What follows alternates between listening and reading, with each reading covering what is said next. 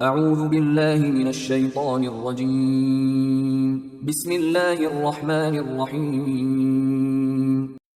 سورہ کہف آیات نمبر 92 تا 101 میں قریش کے ذریعے کیے گئے یہود کے ایک سوال کا جواب، جس میں ذوالقرنین کے اگلے سفر کا قصہ بیان کیا گیا ہے، اور آخر میں پھر ذوالقرنین کی زبانی اسی حقیقت کی طرف اشارہ کہ جب اللہ کے وعدے کا وقت آئے گا تو سب کچھ ختم ہو جائے گا۔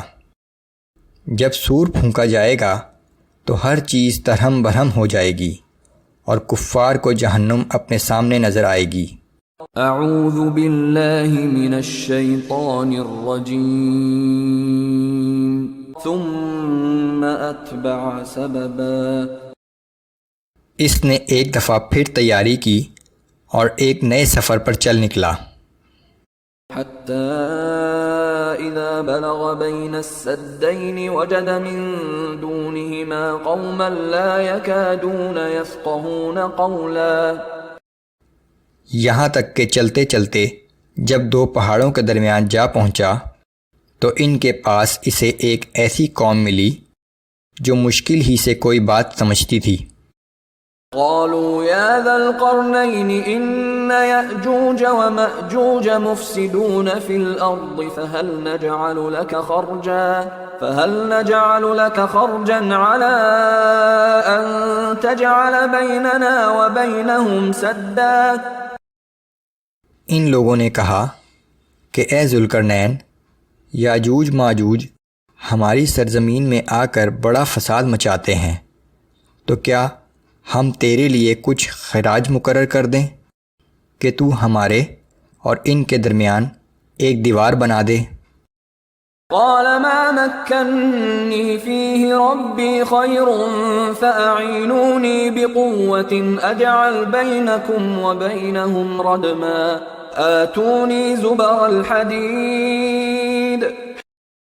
ذوالقرنین نے کہا کہ میرے رب نے جس مال پر مجھے اختیار دے رکھا ہے وہ بہت بہتر ہے۔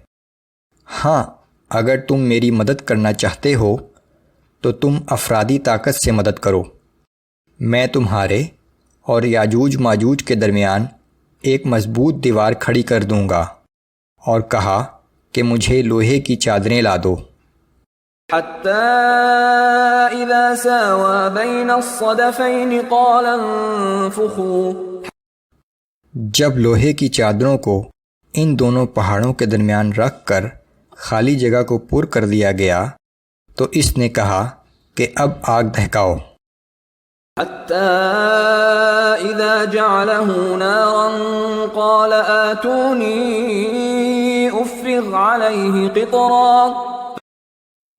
جب لوہے کی چادریں گرم ہو کر سرخ ہو گئیں تو اس نے کہا کہ پگھلا ہوا تانبا لاؤ تاکہ میں ان لوہے کی گرم چادروں پر ڈال دوں۔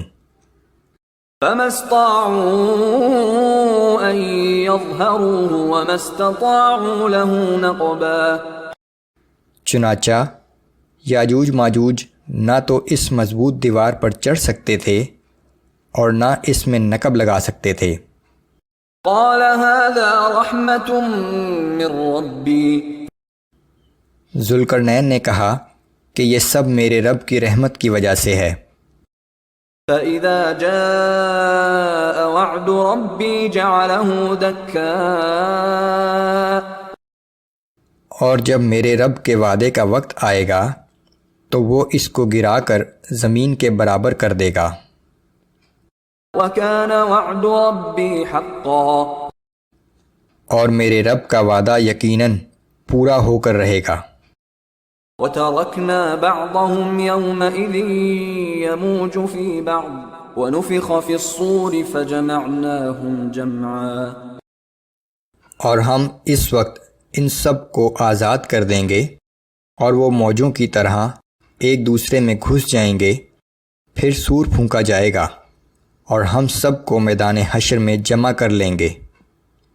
وعرضنا جہنم یومئذ للکافرین عرضا۔ اور اس دن ہم جہنم کو کافروں کے سامنے لے آئیں گے۔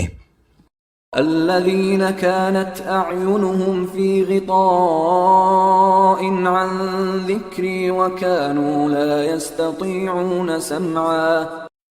وہ کافر جن کی آنکھوں پر میرے ذکر سے غفلت کا پردہ پڑا ہوا تھا اور نہ ہی وہ کچھ سننے کو تیار تھے.